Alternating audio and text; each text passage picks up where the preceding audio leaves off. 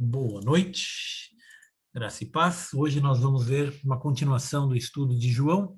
A gente vai estudar João capítulo 9. Na última aula, que não foi na semana passada, né? Na última aula eu fiz uma pergunta para vocês. Eu perguntei assim, dá uma lida no capítulo, né, João 9, e depois responde para mim por que Jesus sumiu, por que Jesus foi embora. Então, quem leu o capítulo 9 vai saber do que eu estou falando. Quem não leu deve estar desesperado procurando agora entender o que eu estou perguntando. Eu achei que ele fez uma cura no sábado. Tem algo a ver, não? Eu acho que tem sim. Eu acho que tem a ver sim. Lembrando que essa cura no sábado já foi a segunda. Já teve uma cura antes, no sábado também, e ele já tinha sido perseguido no sábado. Então, isso eu acho que tem a ver. Que mais que pode ser? Por que mais? Esse eu acho que é um motivo importante. Mas qual outro? Tem mais um também. Acho que tem mais uns dois. Falavam que era um homem pecador, né? Não poderia fazer a cura. Isso, na continuação do texto eles falam isso mesmo. Os fariseus achavam que Jesus não era Deus, né? Então o que eles alegavam é como é que pode um pecador fazer esses milagres, né? Fazer esses sinais todos. Eles ficavam assustados. Falavam, não dá, né? Isso não é possível.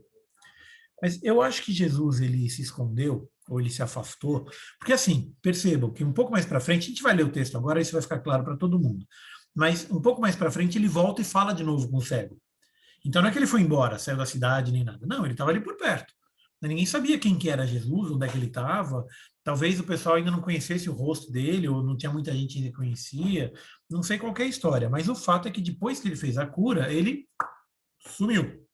E um pouco tempo depois, que aconteceu os eventos desse capítulo, narrados no capítulo, ele volta e vai conversar com o cego, ou seja, ele estava ali por perto, né? Ele estava de olho ali para acompanhar a evolução dos eventos. Então, vamos lá, eu vou projetar o texto aqui. Cadê? Aqui. Está todo mundo vendo? Tem vários pontos importantes nesse texto. Um dos pontos importantes está logo no capítulo, no verso 2, logo no comecinho. Então ele fala assim, ó, eu estou lendo aqui em João, Evangelho de João, capítulo 9, a partir do verso 1. Caminhando Jesus, viu um homem cego de nascença. E os seus discípulos perguntaram, mestre, quem pecou, este ou seus pais, para que nascesse cego? Aí já tem dois comentários que eu queria já começar logo de cara fazendo. Primeiro, a expressão cego de nascença, ela é melhor traduzida como cego desde a barriga de sua mãe. Por que isso é importante? Por que isso é relevante? Porque essa expressão cego desde a barriga de sua mãe, ela liga com Jeremias. Tem um texto em Jeremias, abram aí as suas Bíblias, por favor. Em Jeremias, se não me engano, não lembro de cabeça. É 1:5. Jeremias, capítulo 1, verso 5. Quem achou pode ler, lê pra gente. Jeremias 1, verso 5. Antes que te formasse no ventre, te conheci, e antes que saísses da madre, te santifiquei. As nações te dei por profeta. Exatamente. Então aí ele tem uma referência à ideia, né, que veio depois disso, e a interpretação que os rabinos deram disso é de que era possível, como uma criança, como um bebê, poderia ser designado como profeta desde o ventre de sua mãe, né? Eles dizem lá no livro de Midrash Rabbah, né, o Cântico dos Cânticos, 1:41, que é uma obra rabínica, tá? Não está na Bíblia, mas é uma interpretação rabínica. Ela diz que quando uma mulher grávida pratica idolatria, o feto também comete pecado. Então essa é uma ideia equivocada de que os judeus tinham, de que uma criança ela comete pecado junto com a mãe. Se a mãe está cometendo pecado, a criança também é pecadora. E isso é uma justificativa na ideia deles, na cabeça deles, isso justifica uma criança nascer com um problema de nascença. Por exemplo, nesse caso, um cego desde a barriga de sua mãe, né? Um cego de nascença. Mas percebam que é uma diferença sutil, mas importante, porque desde o ventre significa que antes de nascer ele já era cego. né? Desde o ventre da sua mãe, ele já era cego. Não é só quando nasceu. Porque quando nasceu ele podia ter caído, batido a cabeça, aconteceu qualquer coisa. Então, assim, logo que nasceu já ficou cego. Não foi isso. Ele já era cego antes do nascimento. Tá? E aí a gente leva para uma outra situação, que eu vou comentar em detalhes daqui a pouquinho, tá? Mas eu só quero que vocês guardem essa informação agora na cabeça, que é o seguinte, existe até hoje uma ideia de que uma pessoa, ela pode ser punida pelos pecados dos pais, né? Se o pai pecou, se a mãe pecou, ela pode sofrer a consequência. Daí a pergunta, é o que justifica essa pergunta aqui no livro, que os discípulos fazem. Mestre, estou lendo no verso 2, mestre, quem pecou, este ou seus pais, para que nascesse cego? Então, como é que um bebê pode pecar? Se ele nasceu cego, eles estão assumindo aquela ideia rabínica de que uma criança pode pecar. Perceba que aí não foi nem a mãe da criança que pecou e a criança entrou junto. Não. Na ideia deles, aqui no verso 2, eles partem da premissa de que a criança pecou para que nascesse cego. Ou seja, eles partem da ideia de que um bebê na barriga da mãe pode pecar. Tá? Que é uma ideia equivocada, e a gente vai ver agora a própria Bíblia, ela trata desse tema. Em Ezequiel 18, 20 a 22. Quem puder abrir para mim, lê, por favor, Ezequiel 18, de 20 a 22.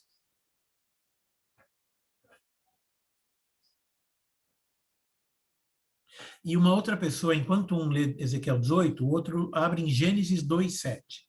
E guarda no dedinho lá, daqui a pouco a gente lê. Por enquanto, Ezequiel 18, 20 a 22. Lê para mim, por favor. A alma que pecar, essa morrerá. O filho não levará a maldade do pai, nem o pai levará a maldade do filho. A justiça do justo ficará sobre ele, e a impiedade do ímpio cairá sobre ele.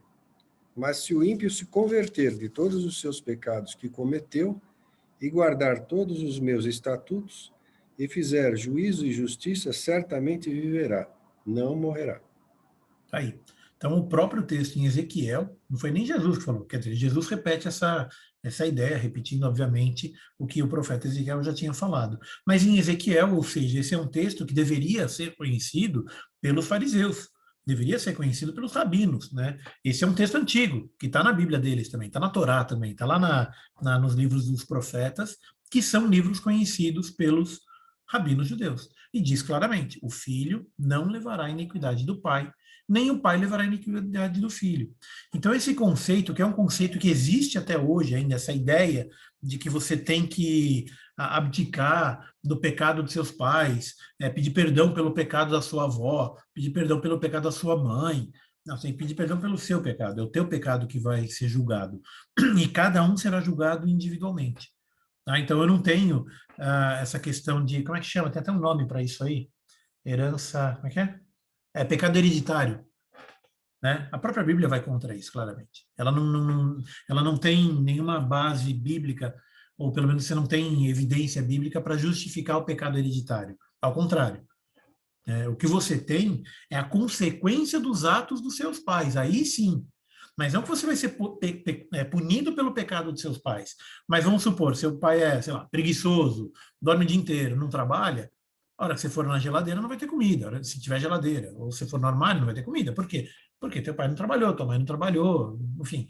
Então você sofre a consequência desse pecado. Mas você não vai ser julgado por esse pecado. Há uma diferença muito clara, muito nítida nisso. Né? Se o teu pai e tua mãe forem muito cuidadosos, você vai ser uma pessoa beneficiada, você vai ser uma pessoa, de certa forma, abençoada, né? Como a gente gosta de falar hoje. Eita! O que aconteceu? Caramba, a Paula deu um grito. Tá. Tudo bem aí? Tá, eu acho que tá tudo bem. Eu tomei um susto agora que ela deu um grito lá. Acho que foi alguma coisa com o gato. Tá. Então vamos voltar onde é que eu estava. Estava falando do pecado hereditário. Então, assim, a ideia rabínica é que você tinha um pecado que a criança podia ser punida pelo pecado da mãe. E daí vem essa pergunta. Né? E quando eles falam aqui, quando os discípulos, não era um fariseu, não era qualquer pessoa, era um discípulo perguntando, mestre, quem pecou? Este ou seus pais, para que nascesse cego? Tá? Então, a premissa era essa, era a premissa de que a cegueira era a consequência do pecado. O que me leva ao ponto 2 da aula de hoje. Então, o ponto 1, você vai ser julgado pelo seu pecado, ou pela sua iniquidade, ou, se você for uma pessoa que cometeu pecado, tem iniquidade e se arrependeu, vai ser perdoado baseado naquilo que você fez, não seus pais. Esse era o ponto 1 da aula. O ponto 2 da aula está aqui na continuação. Respondeu-lhe Jesus, a partir do verso 3. Nem ele pecou, nem os seus pais, mas foi para que se manifestem nele as obras de Deus. É necessário que façamos... Não, deixa eu continuar daqui a pouquinho. Então, ó, nem ele, nem os pais, mas foi para que se manifestem nele as obras de Deus. Então, aí me leva ao ponto 2 da aula de hoje, que é o seguinte. Nem todo pecado, ou antes, o pecado não é necessariamente vinculado à punição. Tá? Você pode receber a punição por um pecado, mas você tem tanta gente que peca, que faz tanta coisa e está aí rico, cheio de dinheiro, com uma vida tranquila, com uma vida farta, com abundância, e o cara é um ladrão, o cara é um safado, sem vergonha, entendeu? E você vai falar o quê? Vai falar que o cara roubou, foi punido? Não, ele está vivendo numa mansão lá na, sei lá, sabe? Eu acredito que a punição dele é muito mais íntima do que é evidente, muito mais dentro do que fora. Então, dentro do coração dele, uma pessoa que rouba, que mente, que trai, que, enfim, que faz toda espécie de bobagem, pilantragem, ela dentro dela tem um peso, tem uma questão de que ela não dorme bem à noite, ou talvez até durma, não sei. Mas o ponto é que não necessariamente você vai ser punido pelo pecado. E o inverso também é verdadeiro. Se está acontecendo alguma coisa com você hoje, não é necessariamente por causa do pecado. Porque pode ser que você não tenha pecado. Ou que o seu pecado não seja forte o suficiente. Né? Então você fala assim, sei lá, uma pessoa que pegou um câncer. Ah, pegou câncer porque pecou? Não. Não é assim que funciona a coisa. Né? E o oposto também, quer dizer, você percebe que tem os dois lados da moeda? A pessoa que pecou não necessariamente é punida. E a pessoa que recebe algum tipo de sofrimento, ou qualquer coisa, seja financeiro, físico, de saúde, ou o que for, né? Ou, sei lá, alguma pessoa que está perturbando a vida dele, qualquer coisa. Estou citando alguns exemplos só de cabeça assim. Mas isso não significa que isso que está acontecendo é fruto do pecado. Tá? E eu tenho o terceiro lado dessa moeda triangular, que sim, pode ser também. Então, percebe? Você não tem uma relação direta entre pecado e punição aqui na Terra. A punição, a promessa, é da punição eterna. Essa é a punição que a pessoa vai receber. Então, se ela pecou e ela foi uma pessoa, sei lá, uma pessoa iníqua, uma pessoa que não agiu de forma correta, não confiou em Deus, não acreditou em Jesus, enfim, não entregou a vida a Jesus, não viveu conforme os preceitos e tudo mais, essa pessoa ela vai receber a punição dela no tempo certo, que não necessariamente aqui na Terra. Ela pode morrer tranquilamente, rica e saudável, entendeu? E se fala o que esse cara não recebeu o que merecia. Calma, calma. Todo mundo vai receber o que merece, seja para bem, seja para mal, mas todo mundo vai receber o que merece, porque o juiz é justo. Né? E Deus, a gente sempre gosta de pensar num Deus amoroso, um Deus carinhoso, um Deus que cuida de mim. E é verdade, esse é Deus. Né? Ele faz isso, ele é realmente assim. Mas Deus, para que ele possa exercer o amor, ele também exerce a justiça. Ele é justo. Ele é justo e amoroso. Então ele exerce a misericórdia, mas para que seja misericordioso, ele também é justo antes. Então percebe que a justiça de Deus, ela não está baseada nas coisas que eu tenho, isso é óbvio, né? É baseada nas coisas que eu faço ou que eu penso fazer, ou enfim, é baseado no meu coração. E a tua punição não é necessariamente nessa terra, e ela não é necessariamente nessa vida. Então, daí vem a afirmação de Jesus. Nem ele pecou, nem os seus pais. Então, o fato dele ser cego não está vinculado ao pecado. Nem da mãe, nem dele, nem do pai dele, nem de ninguém. Ele nasceu cego. Por quê? Para que se manifestem nele as obras de Deus. E aí eu já vi comentários em relação a esse tipo de situação, não esse texto específico, mas esse tipo de situação, dizendo que Deus não é justo. E aí eu queria ouvir de vocês a opinião de vocês. Quer dizer, esse homem viveu, sei lá, mais de 30 anos cego para que ele fosse curado. Então Deus não é justo, Deus está punindo ele desde criança, ele viveu durante 30 anos, está sendo punido por Deus. Cadê a justiça de Deus? Eu queria ouvir o comentário de vocês. Onde que vocês acham que Deus é justo, Deus não é justo? Ele estava punindo o cara porque ele ficou 30 anos cego? Qual que é a opinião de vocês?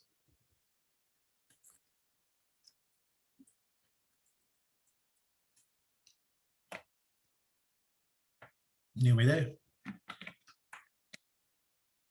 Então deixa eu quebrar em pedaços. Deus é justo? Deus é justo. Oi? Sim. Deus é justo. Deus é justo.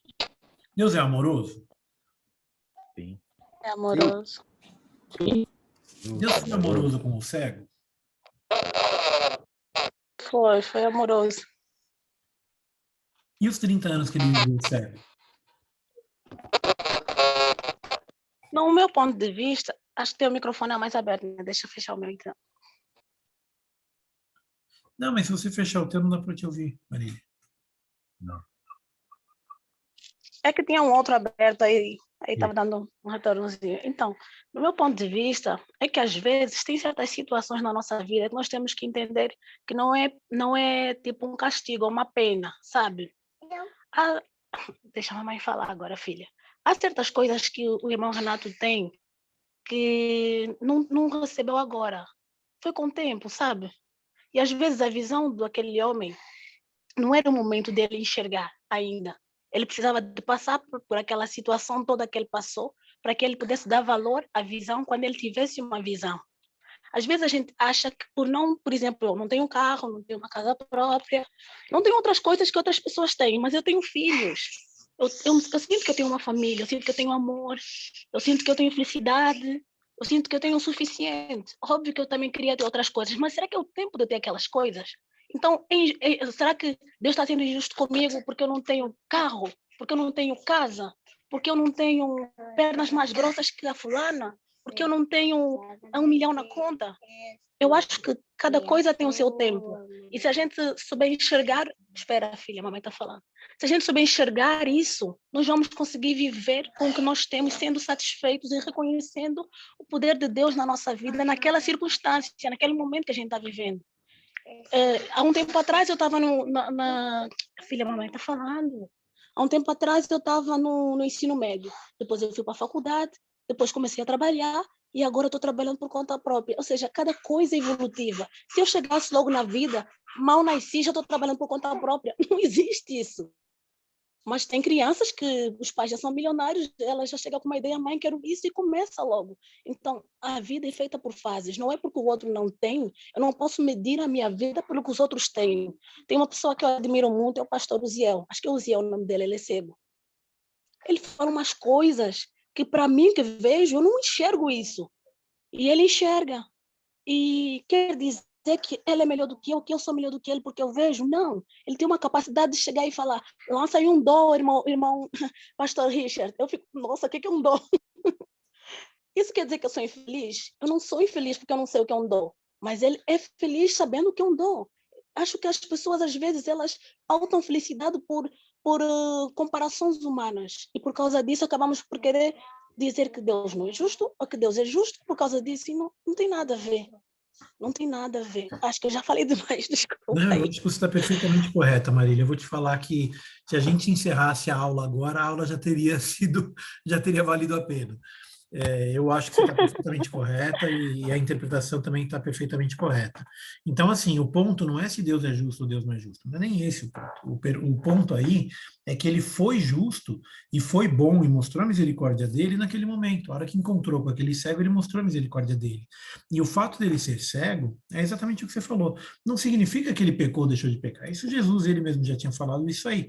Significa que as coisas que a gente passa na vida, às vezes são coisas que eu preciso passar para aprender, para melhorar, para evoluir, né? Então, assim, onde eu estou hoje é consequência de onde eu estava ontem, né? E cada passo que eu fui dando ao longo da minha vida me trouxe aqui onde eu estou hoje. Agora, nem tudo é porque eu sou bom, ou porque eu sou ruim, ou porque eu fiz certo, ou porque eu fiz errado. né? Tem coisas que estão fora do nosso controle. No caso desse homem, o fato de ele ser cego estava completamente fora do controle dele. Mas por que ele passou por isso? Um exemplo muito simples. Nós estamos em 2021 e a gente está comentando dele até hoje. É uma pessoa que não foi esquecida na história. Eu não sei quanto tempo ele viveu depois da cura, mas foi um momento tão significativo na história da humanidade que ele é lembrado até hoje. Até hoje a gente fala desse homem. Né? E são pouca gente que a gente fala até hoje. Teve quantos milhões de gente que já nasceu, morreu, a gente nunca viu. Né? Alguém que nasceu e morreu lá na Sibéria. Não sei. Lá numa tribo indígena. Nunca vi. Né? Na Bolívia. Ou aqui em São Paulo mesmo, no quarteirão aqui do lado. Nunca vi. Mas esse homem a gente viu. A gente viu, a gente sabe o que aconteceu, a gente sabe que Jesus esteve lá, a gente sabe que ele foi curado. E ele foi curado de uma forma milagrosa e pública. Então, assim, muita gente viu essa cura, muita gente testemunhou dessa cura. Então, não foi um negócio assim que, não, Jesus estava lá no cantinho, escondeu e curou. Não, foi público, foi na frente de todo mundo. Né? Então, assim, não é porque pecou. Então, a gente tem que tirar da ideia, da cabeça, essa ideia de que, eu estou sofrendo porque eu pequei. Ou então o contrário, né? Geralmente é mais fácil ser o contrário. Por que será que está acontecendo isso comigo? Eu sou tão bonzinho. Eu faço tudo tão certo. Né? Eu dou dízimo, eu vou na igreja, eu sigo a Deus. Por que está acontecendo isso aqui comigo? Né? Então não é esse o ponto. Quer dizer, não está vinculado ao que você faz ou deixa de fazer. As coisas acontecem porque elas têm que acontecer. Né? Às vezes é consequência de alguma coisa que você fez ou deixou de fazer. Saiu a Não imagem, irmão necessariamente Renato. pecado. Tá só uma imagem aí, saiu a gravação, a sua imagem, seu rosto. Ué? Cadê minha câmera? Ué? Não sei para onde foi. Mas vamos lá. Então, Então, o ponto é que você pode receber a consequência dos seus atos, isso é óbvio, mas não necessariamente você está sendo punido por causa do teu pecado. Percebe que existe uma diferença entre isso? Então, um exemplo. Sei lá, eu saí aqui na rua e me joguei na frente de um ônibus. O ônibus vai bater em mim, eu vou sofrer consequências, eu posso quebrar braço, costela, posso morrer. Mas por quê? Porque eu joguei na frente do ônibus. Não é que eu quebrei o braço, a costela porque eu pequei. Não, é consequência direta de um ato meu. Isso é uma coisa. Outra coisa é eu pecar e aí eu tropeço e quebro o braço. Eu quebrei o braço porque eu pequei, sabe? Deus está me punindo. Deus pune. Aquela ideia de que Deus joga um raio do céu. Não, não é assim que funciona. Deus não vai jogar um raio na tua cabeça. Tá? Você tem um tempo para você se arrepender e você se redimir do seu pecado. Até o último dia você pode fazer isso. Até como é que chama? O ladrão na cruz, ele se arrependeu. No último dia, nas últimas horas de vida dele. Ele estava lá na cruz, estava para morrer. Um se arrependeu, o outro não. É simples assim. Então a gente não sabe, a gente não pode. E a gente não pode julgar ninguém. Ninguém. Quantas vezes já vi história de gente que está no hospital, está deitado no hospital e vê um anjo e vem falar com ele, então o próprio Jesus vem falar com ele, com a pessoa, né? Então, assim, eu tenho testemunhos na família de gente que viu Jesus no hospital. Veio um homem bonzinho falar comigo, sabe uma coisa assim? Gente, era Jesus, foi lá conversar, né? Foi lá falar com a pessoa. Então, assim, a gente não sabe como essa coisa acontece. Até o último dia a gente ainda pode ter chance de redenção, né? Por pior que tenha sido a vida. Óbvio que se eu tiver uma vida regrada, uma vida justa, uma vida honesta, né, eu vou estar dentro, eu vou estar seguindo os preceitos de Deus e as minhas atitudes vão refletir essa digamos, meu desejo de fazer a coisa certa.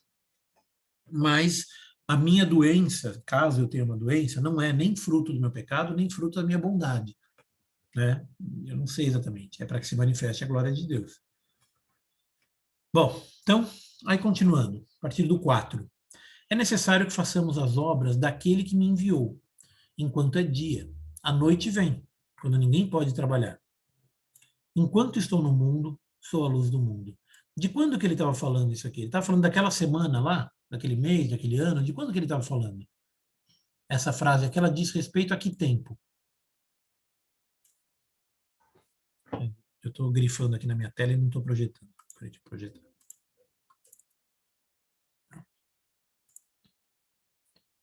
Então, esse pedacinho aqui, é necessário que façamos a obra daquele que me enviou. Enquanto é dia, a noite vem, quando ninguém pode trabalhar. Enquanto estou no mundo, sou a luz do mundo. De que tempo ele está se referindo aqui? Ele está falando naquele dia que ele curou o cego? Tipo, aquele dia vai chegar de noite e ninguém mais pode trabalhar? Era disso que ele estava falando?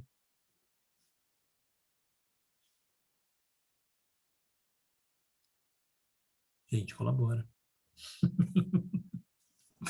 Certamente que Falando não. da vida dele aqui na Terra, que depois ele ia partir, né?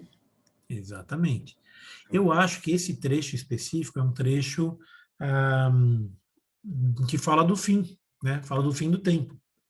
É um trecho apocalíptico, é uma profecia, porque ele diz: é necessário que façamos as obras daquele que me enviou enquanto é dia. E aí em seguida ele fala: eu sou a luz do mundo. Ou seja, enquanto Jesus estiver no mundo, é dia, porque ele é a luz do mundo.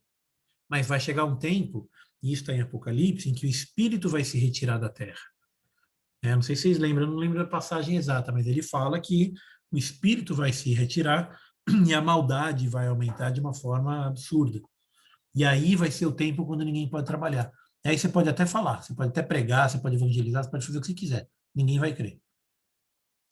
Eu acho que esse trecho aqui, posso estar enganado, tá? Mas eu acho que esse trecho aqui, ele diz respeito ao milênio, ao tempo em que a igreja já foi retirada da terra, né? Ela já foi removida, Jesus também se retirou, o Espírito se retirou, e quem ficar aqui não vai adiantar nada. Então é necessário que a gente faça as obras daquele que me enviou enquanto é dia, faz agora, faz hoje, porque quando chegar o dia do juízo, quando chegar, dia do juízo não, desculpa, quando chegar o advento da volta de Cristo, e que a igreja vai ser retirada, aí vai ser a noite. E quando tiver a noite, ninguém pode trabalhar, ou seja, não adianta nada mais fazer as obras. Enquanto eu estou no mundo, e Jesus está no mundo, ele está vivo, ele está hoje aqui. A gente não crê quando quando a gente vai na igreja, Jesus está aqui com a gente, não fala isso lá no culto? Aqui em casa, Jesus está aqui comigo, está aqui, está no mundo. Eu vejo Jesus, eu consigo falar com Jesus, eu consigo orar. Se Jesus não pudesse ouvir minha oração, que sentido faria eu orar? Se Deus não pudesse me ouvir aqui na Terra, eu estou aqui na Terra. Que sentido faria eu orar? Então, ele ouve a nossa oração, porque ele está aqui. Ele está no mundo, o Espírito está no mundo, Deus está no mundo. Bom, então, vamos lá. Dito isso, cuspiu na terra, estou lendo a partir do verso 6, e tendo feito lodo com a saliva, aplicou-o aos olhos do cego, dizendo-lhe: vai, lava-te no tanque de Siloé, que quer dizer enviado. Aqui tem 2 pontos que eu queria ressaltar. Um deles, ele parece muito elementar, até muito básico, que Jesus cuspiu no chão e fez lodo com a saliva. Mas eu queria que vocês lembrassem do texto. Quer ver? Não precisa nem lembrar, vamos ler o texto. Eu pedi para guardar. Gênesis 2:7. Quem guardou Gênesis 2:7, lê para a gente, por favor. O que aconteceu lá no Gênesis 2:7?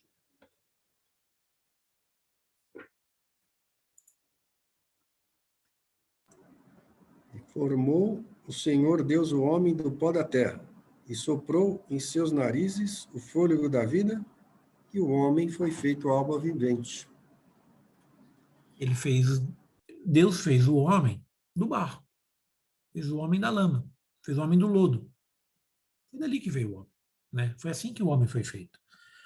E aí, em outras passagens, a gente já estudou sobre isso, fica claro que Jesus estava no princípio. No princípio era o verbo. Inclusive, o começo do Evangelho de João, começa assim: no princípio era o verbo. E o verbo estava com Deus. E o verbo era Deus. E por meio dele tudo se fez. Ou seja, quando o primeiro homem foi feito, a partir do lodo, Jesus estava fazendo o primeiro homem a partir do lodo. Percebam o significado aqui do tendo feito lodo com a saliva, o sopro dele, que saiu da boca dele, a saliva dele, com aquilo ele fez o lodo, e com esse lodo ele trouxe a cura. Então, percebe o simbolismo disso? Eu acho legal essa questão simbólica, porque às vezes a gente fala, ele cuspiu no chão, jogou uma terrinha e jogou no olho. Não, mas tem um significado isso aí. Lá no princípio, o homem foi feito do lodo, a vida foi feita do lodo, e a cura foi feita dali também, dessa forma. Então, existe aí uma relação entre Gênesis e esse texto aqui, na verdade, entre Gênesis e a atitude de Jesus. refazendo ou reproduzindo, de certa forma, a criação. Né? Nesse caso, de uma forma reparadora. É uma forma que ele está reparando o homem criado, que ele mesmo estava presente quando isso aconteceu, quando o primeiro homem foi criado. E aqui ele estava reparando um defeito de nascença, um defeito que o homem nasceu cego, curou. Ele foi, lavou-se e voltou vendo. E aí um outro ponto aqui também, que eu quero reforçar, é o tanque de Siloé, que quer dizer enviado. Né? E aí, eu acho que isso aqui não tem nem muito o que ficar discutindo, é meio óbvio. Né? Quem que é o enviado?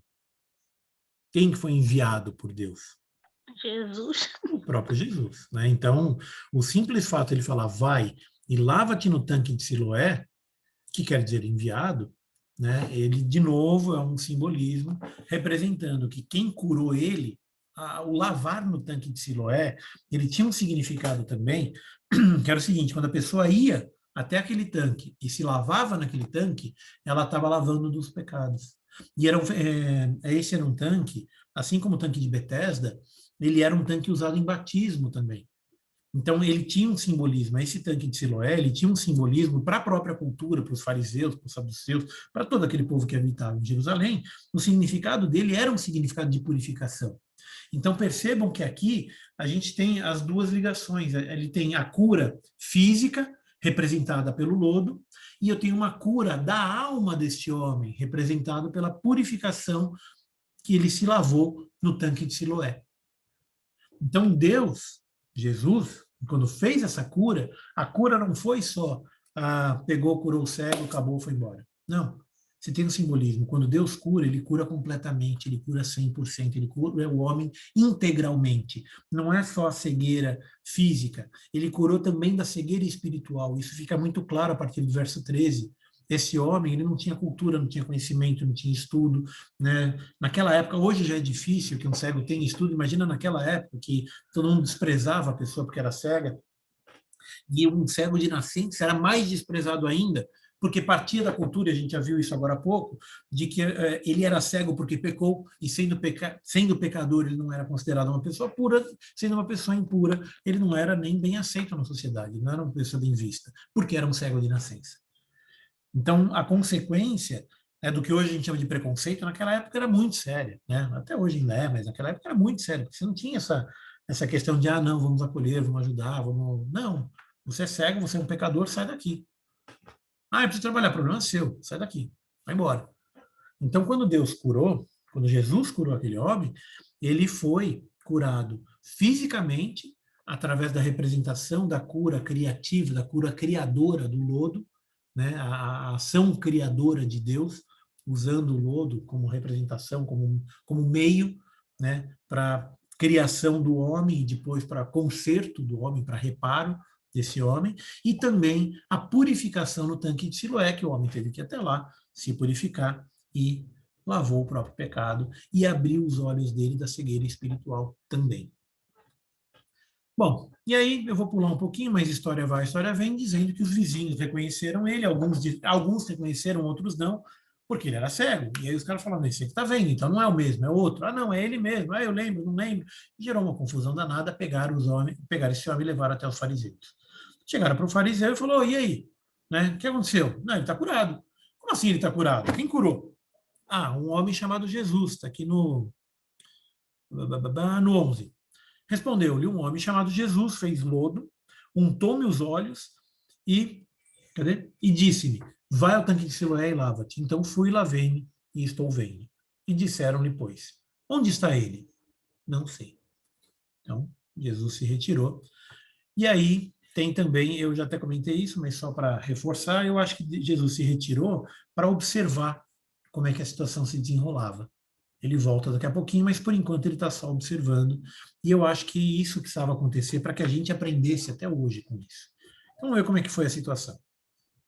Foi muito engraçado, porque assim, algumas atitudes, pensamentos, algumas ações que esses homens fazem nessa época são muito humanas.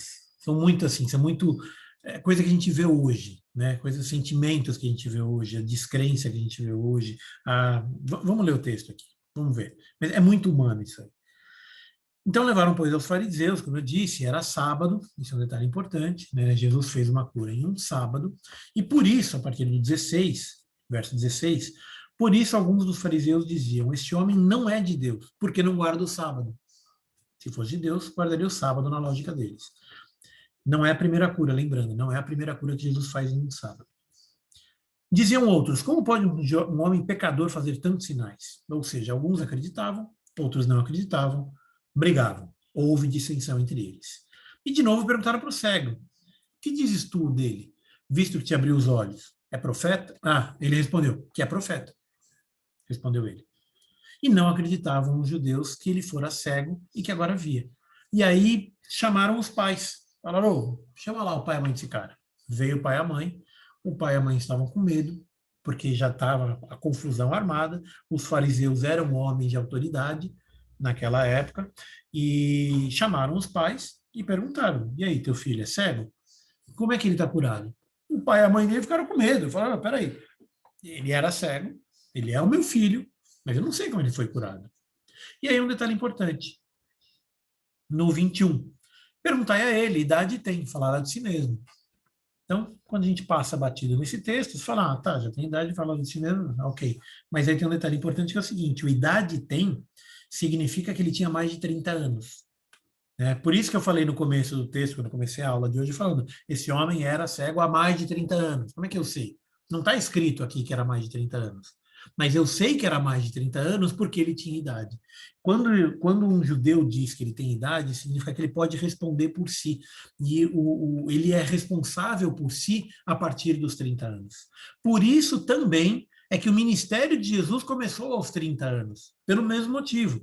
Porque antes disso ele não seria ouvido. As pessoas não iam prestar, se começando a partir dos 30, ele já não era ouvido, era desprezado, perseguiam ele, queriam matar Jesus, mesmo com os milagres, mesmo com tudo, né? Antes dos 30, então não iam nem prestar atenção no que ele dizia, porque tinha essa questão dos 30 anos lá. Eu acho que até hoje ainda tem alguma coisa dos 30 anos lá em Israel. Né, que o homem só é considerado legalmente homem a partir dos 30. Até essa idade ele é como se fosse um adolescente. Né? É o que hoje a gente tem essa idade com 18, a gente fala, não, a partir de 18 você já responde por si, naquela época era os 30. Tá? Então, quando eles dizem, perguntar a ele, idade tem, ou seja, ele pode falar por si mesmo.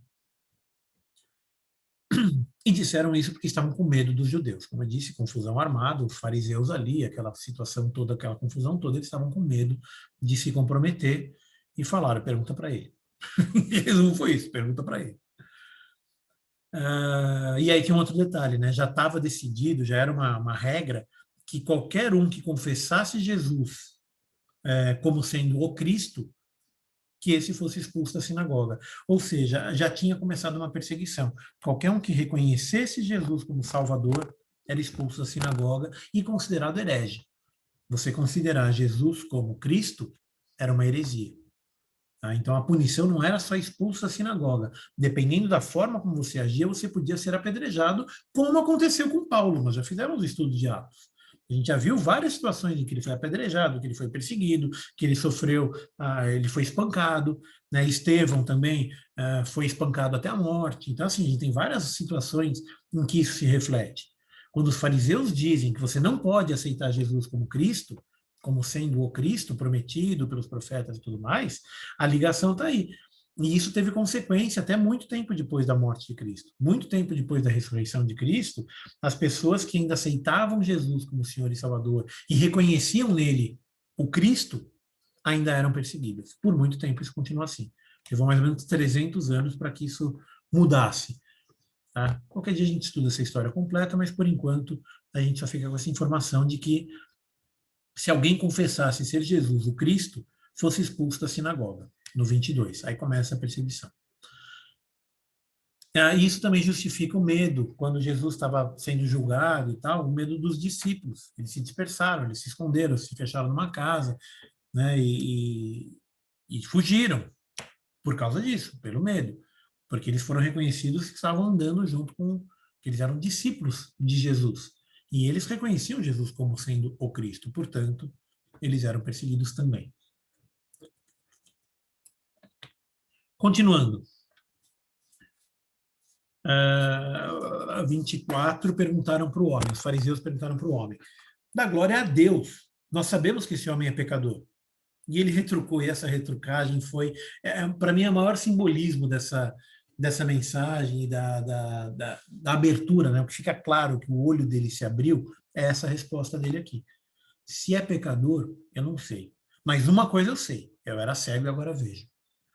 Ou seja, ele teve um entendimento, ele teve uma sabedoria para ensinar os mestres. Ele ensinou os fariseus, ele ensinou os mestres da lei, né? Com essa frase, indica que o olho dele não abriu só o olho físico, mas também o olho espiritual. Ele tem uma noção muito clara.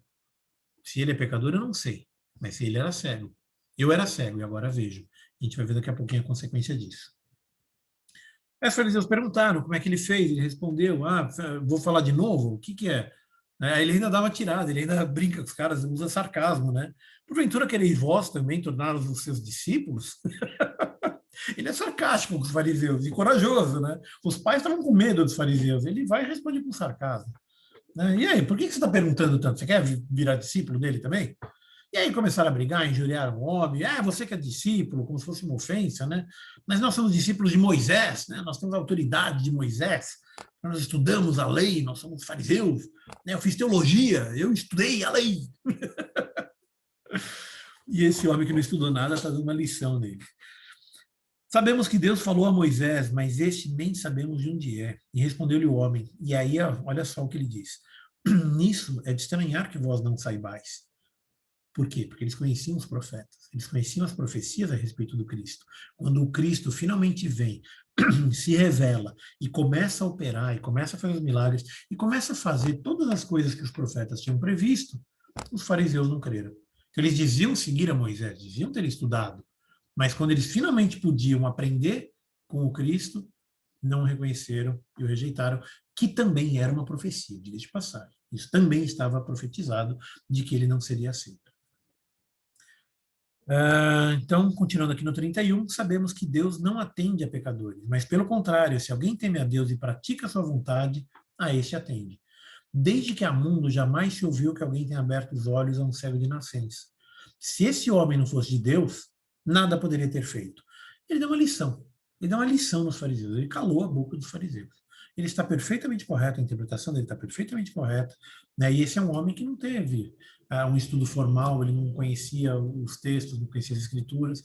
Possivelmente ele conhecia algumas das profecias, mas só as que ensinaram para ele, porque ele não conseguia ler, obviamente. Né? Então, e mesmo assim ele dá uma lição para esses homens que eram, teoricamente, os senhores da lei. Os homens que conheciam a lei, aprenderam com esse homem simples. E nisso é de estranhar que vós não saibais onde ele é.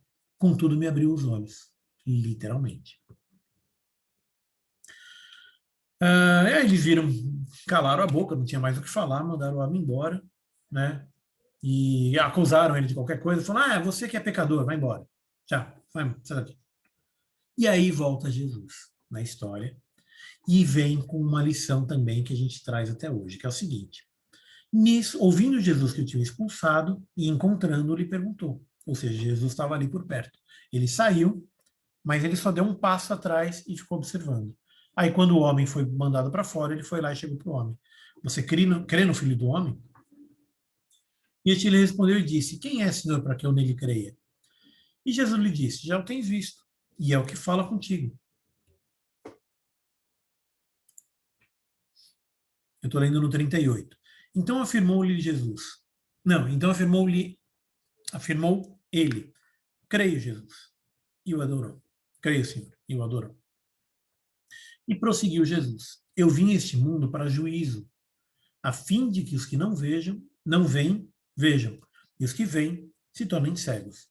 Lembra que o homem tinha sido acabado de ser expulso pelos fariseus. Os fariseus vieram atrás. Alguns dentre os fariseus que estavam perto dele perguntaram, e por acaso eu também sou cego? Aí eles estavam, eu vejo aqui uma certa ironia. Então percebe que o homem foi sarcástico, tinha sarcasmo ali em cima, aqui embaixo acho que é uma ironia. Por acaso eu também sou cego? Eu estou vendo aqui, você não está vendo que eu estou vendo?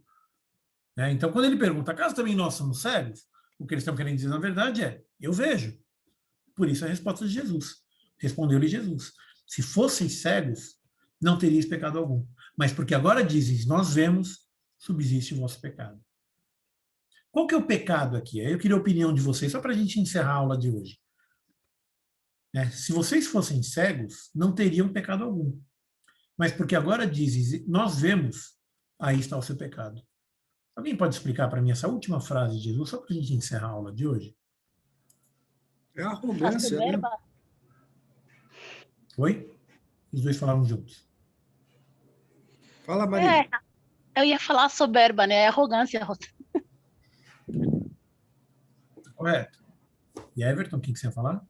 Não, é exatamente o que ela falou. A mesma coisa, vocês falaram juntos. Legal. Não, e é isso mesmo.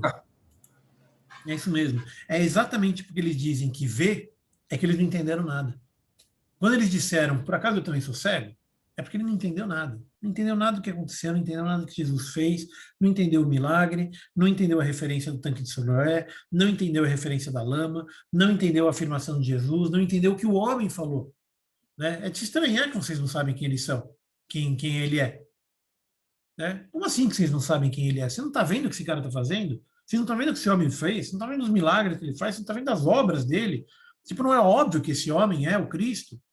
Como é que vocês não sabem que esse homem é o Cristo? Então, se eles tivessem dito,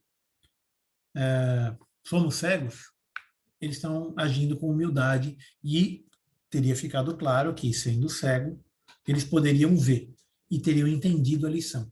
Mas como eles dizem, eu vejo, eles estão agindo com soberba, com arrogância e falando, eu sou o senhor da lei, eu sigo a Moisés. Né? Eu sou o cara que entende tudo da lei, eu vejo. E sendo soberbo, significa que ele não viu nada. Não entendeu nada da lição. Então, é muito legal ver esse tipo de texto. Eu gosto muito de ver essas interações de Jesus com os fariseus, porque Jesus, ele brinca bastante com palavras, ele brinca bastante com as parábolas. Né? Então, ele não fala claramente, ele não fala você é isso, você é aquilo, não sei o quê, salvo em algumas exceções. E para este homem, é uma exceção. Jesus fala claramente para ele. Já o tens visto. E é o que fala contigo. Jesus foi muito claro, foi muito explícito com esse homem. Eu sou. Teve uma outra situação, acho que foi na última aula, na aula anterior, que a gente viu essa questão do eu sou. Vocês lembram disso? Que Jesus usa a expressão eu sou. Essa é uma das vezes que ele faz isso. Mas também é para um público fechado, ele não faz isso para um público aberto. Nesse homem foi a mesma coisa, ele falou para este homem, né? Você crê no Filho do Homem? Quem é? Sou eu. É esse que vos fala. Sou eu. Mas para os fariseus, ele manda essa que é quase um enigma. Se você fosse cego, não teria pecado nenhum. Mas porque agora diz eu vejo, o seu pecado persiste. Se você for pensar na frase, é uma frase que não faz nenhum sentido. Nenhum sentido. Pensar na frase. Se eu sou cego, é porque eu tenho pecado? Não, se eu sou cego, eu não tenho pecado. Mas se eu vejo, eu tenho pecado? Qual é a lógica disso? Então percebe que para você entender a lógica disso, você já tem que ter visto todo o resto. Você tem que conhecer os elementos, conhecer de onde veio as coisas, de onde veio as referências. Então você viu que Jesus, ele mesmo usa uma referência a Isaías, ele usa uma referência a Ezequiel, né? A referência de Isaías é quando ele fala do ventre materno, né? Não foi Jesus que falou, foram os discípulos. Mas existe aí uma referência, né? Quando ele fala de cego de nascença, né? Caminhando Jesus, viu um homem cego de nascença. Então, nessa expressão aqui, a gente vê a referência lá a Isaías, a gente vê uma referência a Ezequiel, vê também uma referência a Gênesis no lodo, e vê uma referência à pureza espiritual no tanque de Siloé. Então, conhecendo esses elementos, conhecendo essa referência, a gente entende e fica claro quando Jesus diz que se você dissesse que você é cego, não teria pecado nenhum. Mas porque agora diz, nós vemos, subsiste o vosso pecado. Tá? Um último comentário. Aqui ele também está falando da pureza, tá? Da humildade. Então, a pessoa que é humilde e pura não teria pecado nenhum. Aí ele está fazendo uma referência à pureza da criança também. Ou está fazendo a pureza da pessoa que não conhece o que é o pecado e não age por maldade, ela está agindo sem conhecer, ela está agindo sem saber, né? E isso, ele pode ser, assim como foi para Abraão, ele pode ser imputado por justiça. Não estou dizendo que Deus vai salvar todo mundo que é puro, nem que vai condenar quem não é isso que eu estou falando. O que eu estou falando é que no último dia é Deus quem vai julgar. É Ele quem vai julgar. Por quê? Jesus mesmo disse: eu vim a este mundo para juízo. Ele veio para julgar, a fim de que os que não vejam, a fim de que os que não veem vejam, e os que veem se tornem cegos. E se fossem cegos, não terias pecado nenhum. Porque agora dizes, nós vemos, ou seja, eles conhecem o Antigo Testamento, eles conhecem a palavra de Deus, eles conhecem o que é o pecado. Porque dizem, eu vejo, você sabe o que é pecado. E sabendo o que é pecado, você permanece no pecado, aí você vai ser julgado. Percebe? Vocês conseguiram pegar a relação aí entre o pecado e a pureza, entre a inocência e a cegueira, né? A inocência representada pela cegueira nesse caso, e a falta da inocência representada pela luz?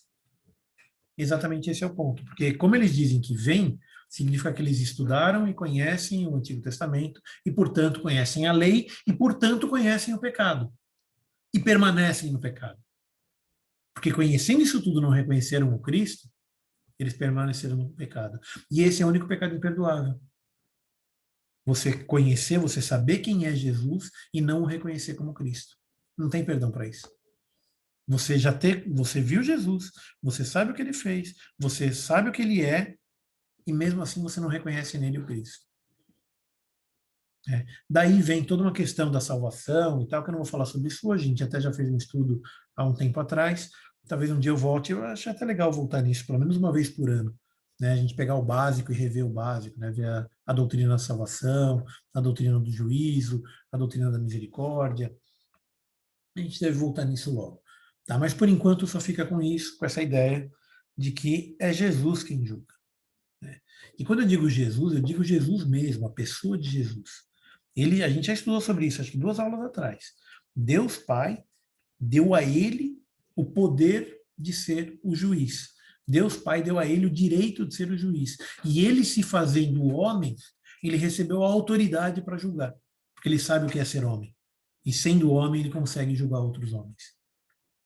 Se não fosse assim, Deus, qualquer julgamento que Deus fizesse, o homem poderia falar: mas para você é fácil, você é Deus. Você está julgando porque você nunca viu, você não sabe o que eu estou passando aqui. Para você é fácil me julgar. A gente até estudou isso aí, então eu só estou passando por alto, tá? Só para ficar clara essa questão de que Jesus é quem julga. Por quê? Porque Jesus, ele recebeu de Deus o direito, e o fato dele ser homem dá a ele também a autoridade. E, portanto, ele é o juiz. Tá? Com essa eu encerro a aula de hoje. Espero que tenha ficado claro, mas se for alguma dúvida, por favor, me digam. Na próxima aula, a gente vai fazer uma quebra. Eu não vou entrar em Jesus Bom Pastor na próxima aula. A gente vai voltar num tema doutrinário, tá bom? A gente já tem vindo estudando o Evangelho de João em muitas aulas. Nas últimas, acho que 9 ou 10 aulas, a gente estudou o Evangelho de João. Então, agora a gente vai fazer uma quebra. Vamos pegar um tema de doutrina, né? Relembrando o básico, relembrando a questão doutrinária. E aí, na outra aula, a gente volta para o Evangelho de João, tá bom? Então, vou encerrando por aqui. Quem está vendo isso aqui no YouTube, Deus abençoe. Quem está vendo aqui ao vivo, fica só mais um pouquinho. Deixa eu parar a gravação aqui. Deus abençoe.